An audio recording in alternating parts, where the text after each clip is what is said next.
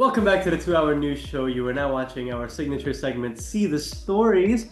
Now, I'm gonna be a bit honest. 5 days ago, a song came out, and it's been stuck in my head, for as long as ever since I first listened to it. Really hits me right in the feels, and it really makes me think as well, and because I think it really kind of gets in touch with the sort of, how do you say, anxieties that I currently feel about my present and also my future. And so I'd like to talk to the person, the maestro, if you will, about the inspiration behind it, the kind of message that she wants to put forth, if you will.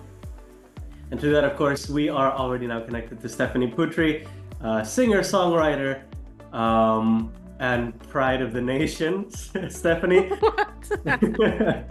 thank you so much for taking the time to chat with us here at Of See course. Today.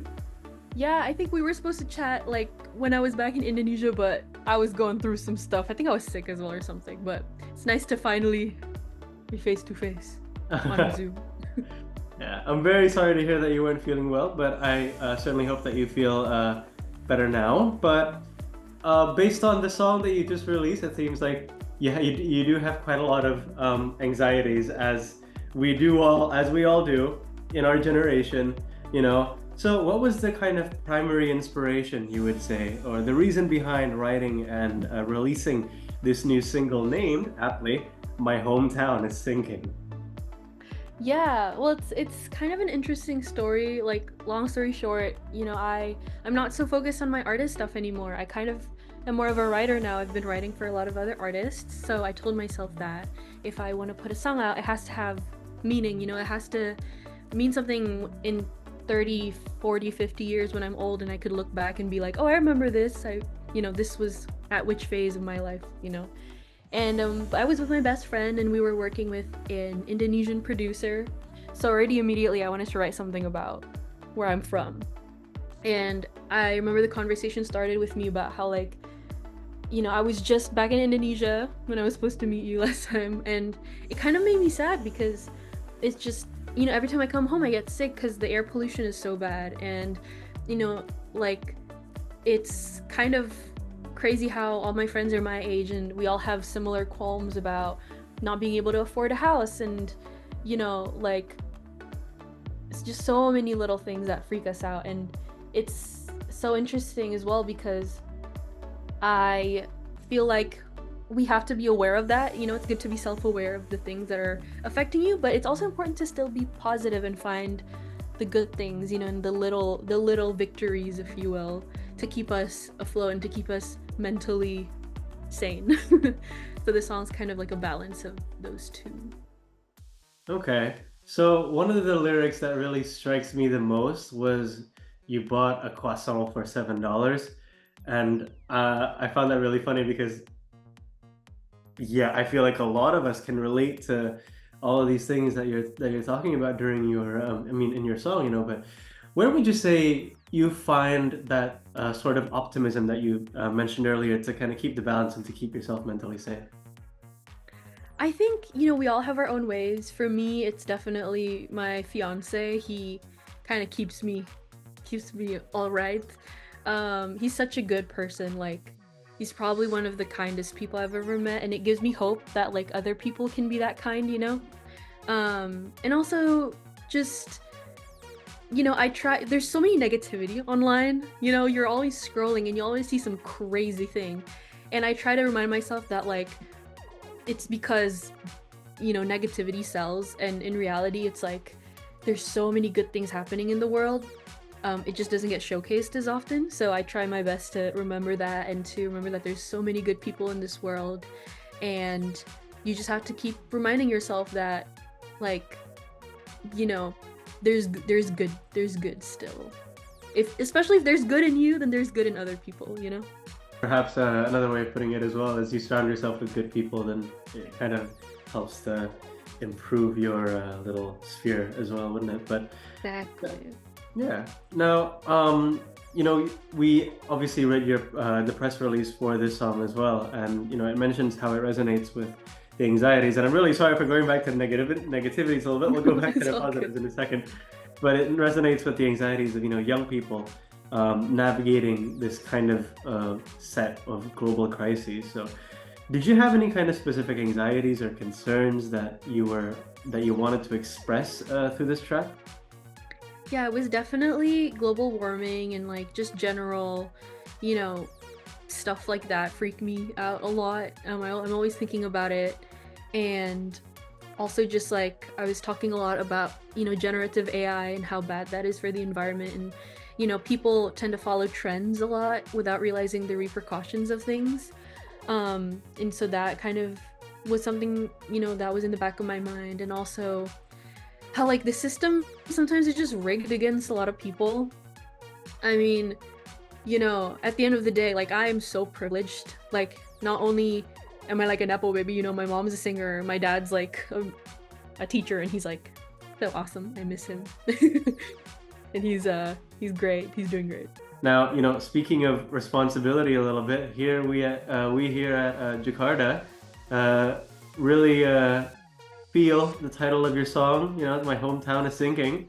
It is quite evocative, but for those of us in the audience who don't know, is this a literal reference to a specific place, Jakarta maybe, or is it more of a kind of metaphor Damn. representation? Would you say?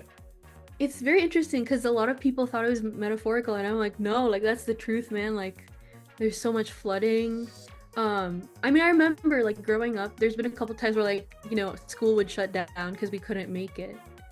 But now it's like a little bit more often, and it's kind of insane just thinking about how some people might not have a home, in the future, and that makes me really sad. So yeah, it's not a metaphor, but a lot of people also do take it as a metaphor. So if they take it as one, then it's up to them how they interpret the song. Like some people think it's that like drowning in anxiety or drowning in debt, but it could also just mean that banjir in Indonesia. It's kind of crazy. But you did work on it with other artists. It was Piao and Jason Suito, and Yeah. could you tell us about how that collaboration ended up working? Where did it start, and how did it come to be? And kind of what you can take away from that collaboration between you and Piao and Jason. Yeah, it's actually a very interesting lore. So with Jason Suito, he's Indonesian, which already makes like you can tell the name is so Suito, it's very Indonesian. And with him, we actually got connected to a friend of mine. His name is Jay. He goes by Eej, and he's an amazing singer. And he actually worked with Jason, and he was like, "You should work with this guy. He's like also Indonesian. He's really good." So I've worked with him before for a different song, and now this is our second time working. But I wanted to bring my best friend, who is Piao. She's an amazing artist. And we both met through 88 Rising. We are both writers there. And she's just like, I don't know. I just know she's gonna be like a big superstar in the next year or two. And so I just she inspires me so much to continue my artist career. There was a point where I didn't really want to continue it, but it's just so nice to have someone so ambitious, and she also thinks like me, so when we write we finish each other's sentences. She's so good. Everybody should check her music out. Piao, please. She's so good. And yeah, we just been best friends for a while, so I took her in to the session, and the song kind of came so easily and so honestly. And we both are at a similar age group, so we have a lot of similar like anxieties and stuff. But it was definitely nice as well because she knew the exact questions to ask me to take out the like more Indonesian references. I'm curious as well because you mentioned earlier that you're kind of focusing on being a writer for 88 Rising now, but why? What was the kind of drive behind you suddenly realizing, I want to write my own song again and I want to publish it under my own name? Um, so my music career started accidentally in a way because what happened was I took a gap year before college because I couldn't afford it. And I was like, okay, like I really want to be a music producer. So I took some production classes. I copied what my brother did. He like did that, and I just copied what he did. But halfway through, my sisters were like, you should try putting songs out so they know you're a writer as well, so that you have something to show for when you write for other people. And so I put some songs out. One of them was like, I put one song, and then the second song was I Love You 3000. And it just kind of did so well that I feel like this is such a great opportunity. I don't want to waste it, because I never want to live thinking like, what if I, So when I got an email from 88, I was like, this is like a once in a lifetime opportunity and I'm going to use it. But it was nice to have time to like experience that, and I realized it's not really for me. Like, I don't necessarily enjoy the performing aspect, I love the creation of it. Like, I love making music, but I could never see myself on stage. Like, I could never see myself in a Les Miserables show falling down a bridge, which I remember you did that. Like, I never did any shows in school, so that part was like work for me. But the writing part came so naturally, so I ended up gravitating towards that. Dear, oh dear, I didn't expect you to mention that, but just as a kind of clarification to our audience, obviously we went to the same school, and one of the things that I did was that I performed as Javert in Les Miserables, where I jumped off of a bridge, because that was part of the story. But anyway, let's get back to you a little bit. Oh yeah. You mentioned earlier that you weren't really like a big fan of performing as much, but you are in the lineup for the Head in the Clouds festival. So how are you feeling about that, and kind of how are you kind of mentally preparing to perform in front of such a big audience in a pretty massive festival? Yeah, I mean, that's the thing. It's like when I perform, it feels like a job to me, which at the end of the day, this is. And so I know that, I will still do performances because it's, I do this for the people that might have a great time. I have a lot of people that say they love watching me perform. And at the end of the day, like, I am willing to make people happy even if it's at like my mental expense. Like, that's okay, because for me, it makes me happy that other people have a good time. And so, I do it kind of for the people rather than for myself, if that makes sense. And I also, I just remind myself, like, we're just having fun. Like, if something messes up, that's kind of iconic. Like, it'll be something to remember. Like, I never take anything too seriously. If I forget a lyric, if I fall, like that's just a moment that we'll laugh about in the future. So I don't really take it too seriously. Like, I'm not going to be a perfectionist about it. And that kind of helps me not overthink it, Okay. Going back to, My Hometown is Sinking. And obviously, one of the songs that you'll be performing during Head in the Clouds is My Hometown is Sinking. Obviously, and in fact, that's going to be where you're going to be debuting it, right?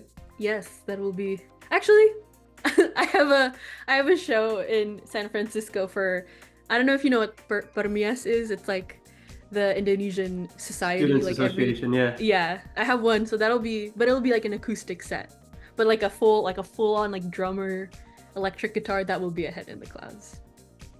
Okay, that's going to be quite interesting. How do you hope your audience or your listeners will react to the new song? I think it depends. Like, I don't know if people here would know it, so I just hope they enjoy it. And sometimes when you're just watching someone perform, you're not really listening to the lyrics, so I hope that they just get to see it and enjoy the festival, enjoy the sound. And I have the most amazing band ever. They're so talented, so I hope they also enjoy their artistry. And I'm also going to be doing a song with my best friend, so that'll be fun. We're just gonna, make sure that the people have a good time. And, I also just like, I do these festivals so that I could watch the other artists.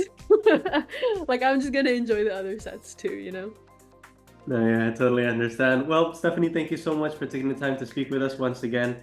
Best of luck with your career. Best of luck with the new single, and we're looking forward to seeing more of your work. Thank Thank you, Kasatya. I appreciate that. And of course, that was our conversation with Stephanie Poetri, the creator behind My Hometown is Sinking, which I certainly hope the government will find a solution to that sometime soon. But of course, at the end of the interview does not mean the end of the 2-hour news show. We'll be right back on the See the Stories after the break. Stay tuned.